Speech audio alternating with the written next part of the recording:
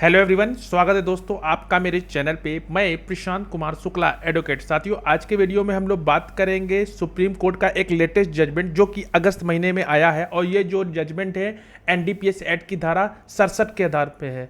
और ये जजमेंट पे जो इम्पोर्टेंट बात हुई ये आई कि एनडीपीएस की धारा 67 के तहत जो बयान है वह अस्वीकार है। सुप्रीम कोर्ट ने मेडिकल साहब के जो मालिक है उसकी दोष सिद्धि को खारिज कर दिया।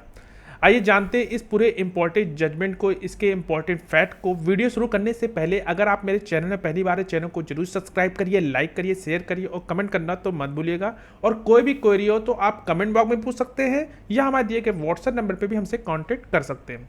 हाल ही में सुप्रीम कोर्ट का ये लेटेस्ट जजमेंट आया है जहां सुप्रीम कोर्ट ने कहा कि जो narcotic drugs and psychotropic substance act यानी कि जिसे हम लोग एनडीपीएस एक्ट के से नाम से जानते हैं, उसके तहत जो आरोपी था उसकी जो दोष सिद्धि उसको खारिज की, क्योंकि यह अभियोजन पक्ष यह साबित करने में विफल रहा कि जो अपील करता यानी कि आरोपी ने साइकोट्रॉपिक पदार्थ के परिवहन में साजिश रची थी।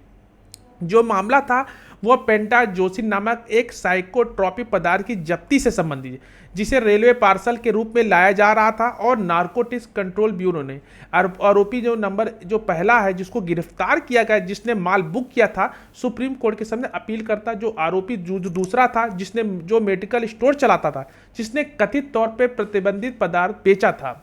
ट्रायल पे सेशन कोर्ट ने अपील करता जो आरोपी फर्स्ट था और आरोपी जो थर्ड था, जो कि एनडीपीएस की धारा 22 का सब क्लॉज सी और धारा 29 के तहत दंडनीय अपराधों के लिए दोषी ठहराया गया। और धारा का 22C का तहत दंडनीय अपराध के लिए जो अपील करता है उसको 10 वर्ष का कठोर कारावास तथा 1 लाख रुपए जुर्माने की भी सजा सुनाई गई।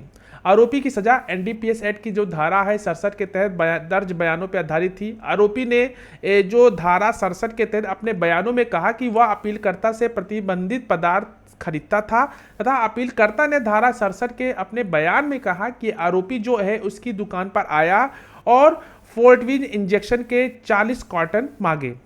अपीलकर्ता की सजा की पुष्टि हाईकोर्ट द्वारा आरोपित जो निर्णय द्वारा की गई, जिसके बाद सुप्रीम कोर्ट के समक्ष यह अपील की गई।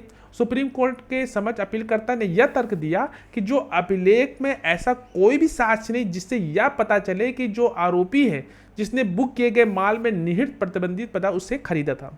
उन्होंने दलील दी कि जो एनडीपीएस की जो धारा है वो 67 के तहत दर्ज अपीलकर्ता के बयान पर भरोसा करना साक्ष्य में स्वीकार नहीं है। सुप्रीम कोर्ट ने तूफान सिंह बनाम तमिलनाडु राज्य के मामले में जो कि 2021 में जो इस जजमेंट को रिपोर्ट किया गया था वो एससीसी का फर्स्ट था। दूसरी ओर प्रतिवादी ने भी तर्क किया कि जो फोर्ट विजन इंजेक्शन के 30 कार्टन जो कि अपीलकर्ता के कहने पे आरोपी द्वारा आपूर्ति किए गए थे, यह तथ्य साक्ष्य के माध्यम से स्थापित किया गया कि क्योंकि उसने ऐसे चालान थे जो लेन देन को पुष्ट करते थे। अपीलकर्ता ने यह भी तर्क कहा कि जो खेप में जो आरोपी द्वारा जो बुक किया गया था जो एनडीपीएस की धारा 8 का सी के उल्लंघन में मनोदेही पदार्थ का परिवहन करता पाया गया था। इसलिए यह नहीं कहा जा सकता कि अपीलकर्ता ने प्रतिबंधित पदार्थ के परिवहन में साजिश रची थी। अपीलकर्ता से कोई भी आपत्तिजनक सामग्री बरामद नहीं हुई, ऐसा कोई भी सबूत नहीं है जिससे कि पता चले कि जो आरोपी फर्स्ट है जिसने रेलवे पार्सल द्वारा ले जाने वाले प्रतिबंधित पदार्थ जो कि अपीलकर्ता द्वारा या उसकी ओर से आरोपी को दिया गया हो। अपीलकर्ता के खिलाफ किसी भी साजिश का कोई भी सबूत नहीं, इसलिए प्रतिवादी ने अपीलकर्ता के खिलाफ एनडीपीएस की धारा 22 का सब क्लॉज सी और 29 के तहत दंडनीय अपराधों को उचित संदेह से परे साबित नहीं किया।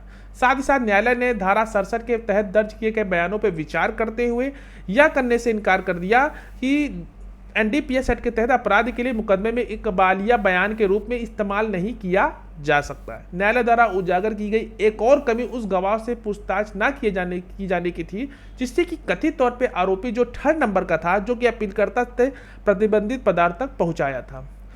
इसी के साथ जो यह कंक्लूजन निकला कि कोर्ट ने यह कहा कि रिकॉर्ड देखने से कोई भी कानूनी सबूत नहीं था जिससे कि अभियुक्त जो फर्स्ट है जो कि अपीलकर्ता उसे दिए गए रेलवे पार्सल द्वारा प्रतिबंधित माल को ले जाने का प्रयास किया। इसलिए न्यायालय ने माना कि जो अपीलकर्ता किसी भी साजिश में भागीदारी का कोई भी सबूत नहीं है और जो अपीलकर्ता की उसकी अनुमति दी गई और अपीलकर्ता को दोषी जो ठहराने वाला निर्णय को भी रद्द कर दिया गया।